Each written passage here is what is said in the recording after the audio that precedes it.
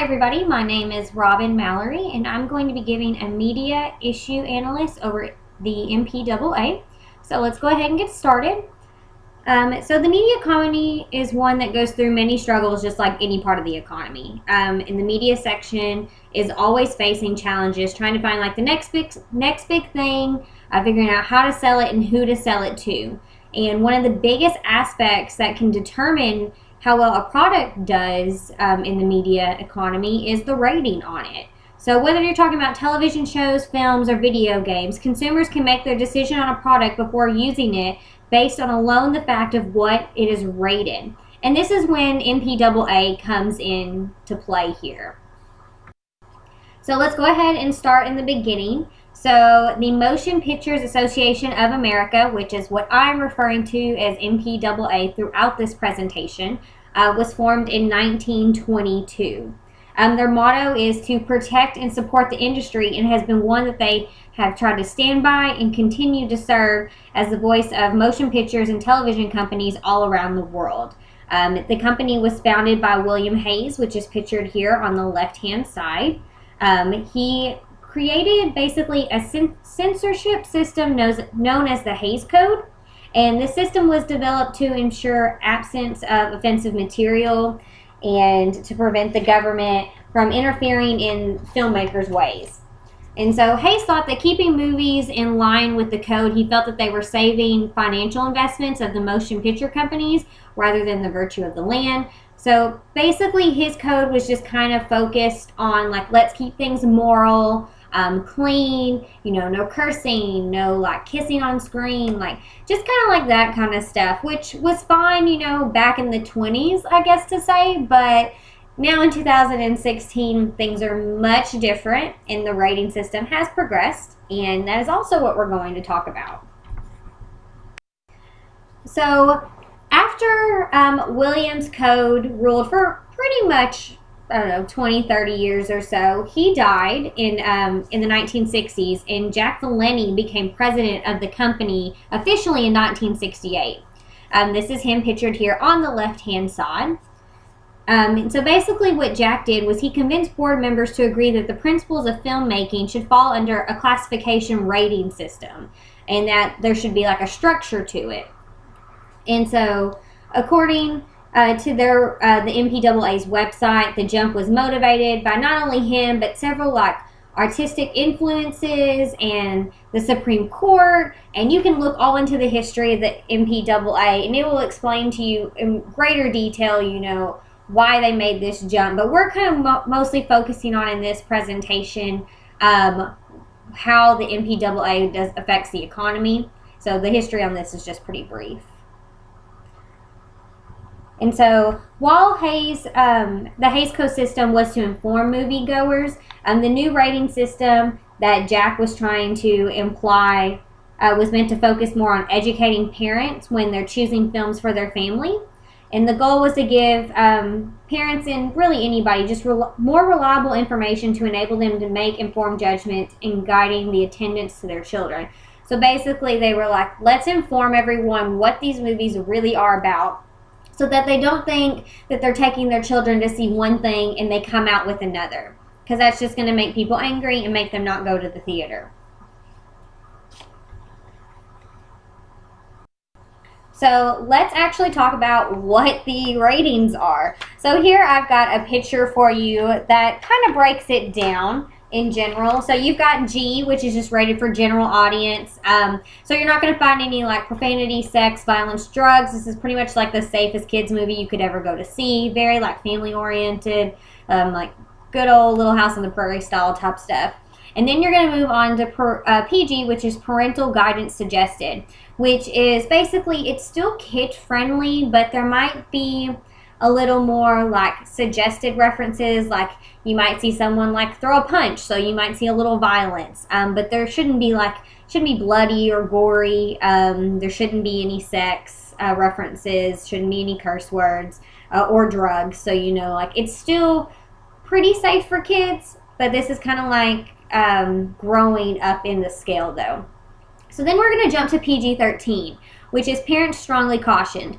majority of the movies that you see today are going to be labeled PG-13. So they're going to have violence. There's a good chance they might show blood. If they do have profanity in it, it's kept to a minimum. So you might hear like the F-bomb dropped like once, or maybe someone might say something, but nothing like too bad. And then there's usually not much drug use, and sexual references are still kept to kind of like a minimum. They're not too strong in it. And then we're going to go to R, which is restricted, which is basically under 17.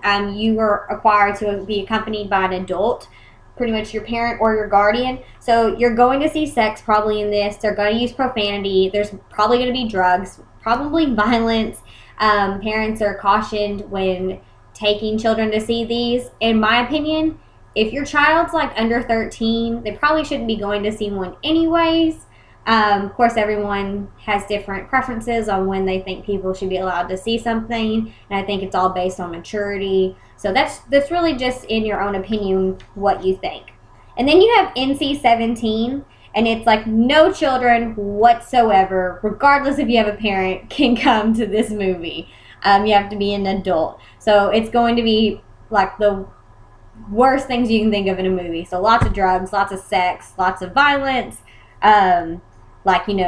Hardcore subjects like rape could possibly be suggested in it. So it's just one of those things that do not take your child to see this because they can't get into it anyways. Just get a babysitter. You're just going to save everyone a lot of trouble in the meantime.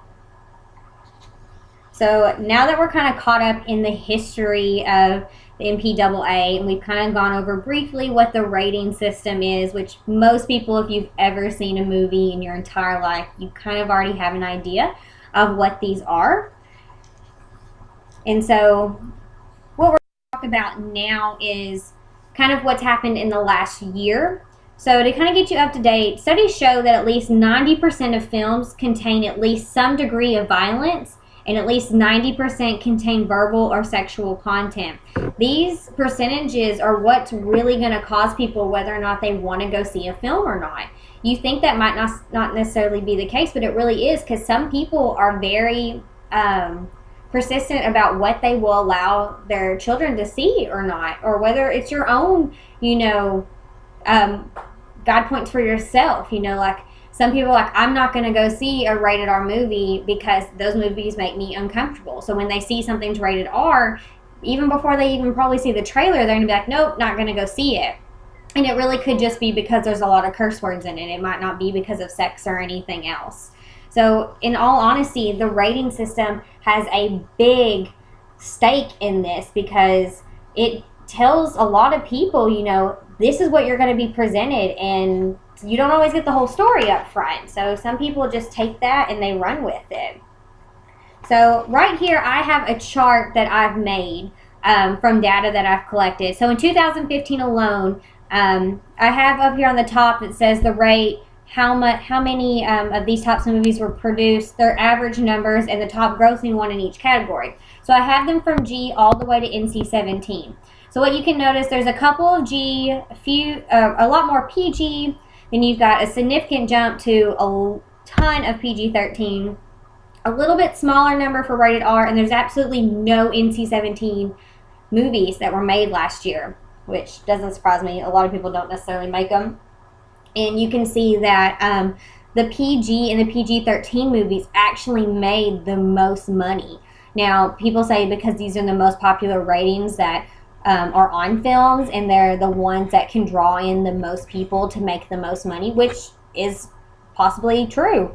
A lot of people will go see a PG movie. I know I see PG movies. It's not a big deal to me. A lot of my favorite movies that are being like remade, like the Disney classics that are being remade, they're all PG or G rated. I'm still gonna go watch Cinderella or Beauty and the Beast because like those are my favorite. That's not going to bother me from going to the box office.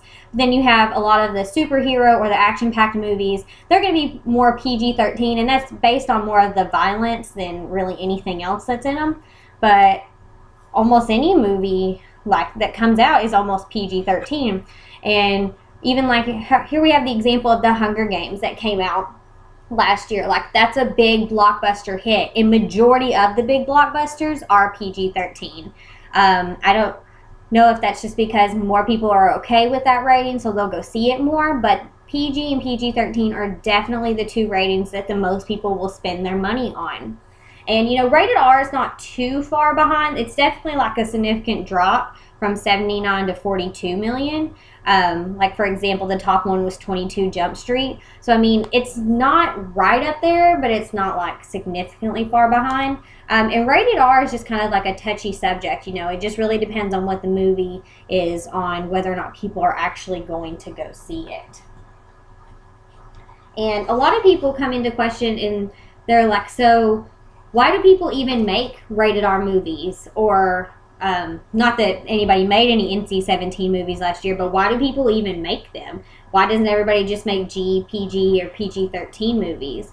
And like, that's a really good question. But according to Universal's distribution chief, Nikki Rocco, her viewpoint of it is people make these types of movies to bring diversity into the marketplace and to offer something specifically for adults.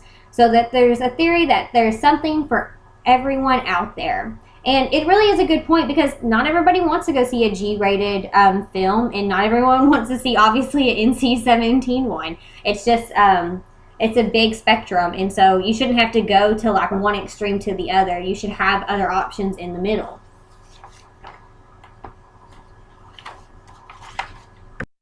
So finally, what we're going to get to the point is that yes, ratings are just kind of like a stamp of approval that gets put on movies, but in all honesty, that stamp could mean the difference on whether or not that movie is going to make millions at the box office. People see these ratings and they're like, oh, this is PG because of this is PG-13 because of that, or this is rated R because of 1, 2, 3, like the examples could go on and on. And people look to these ratings to not only know, like, hey, can I bring my kid to this? Hey, is this appropriate? Like, am I going to feel uncomfortable if I watch this with my parents? Like, are me and my friends going to go see this? Like, is this going to be a dumb movie or not?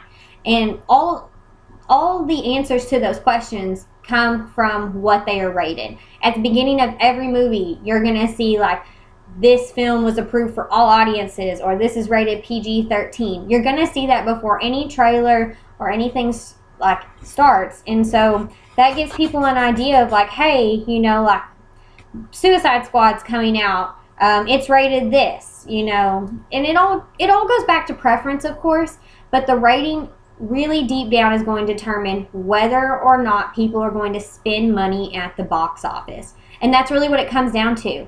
What can filmmakers make? And of course, like they don't always have control of what their film gets rated, but it's what can I make that's going to bring in money.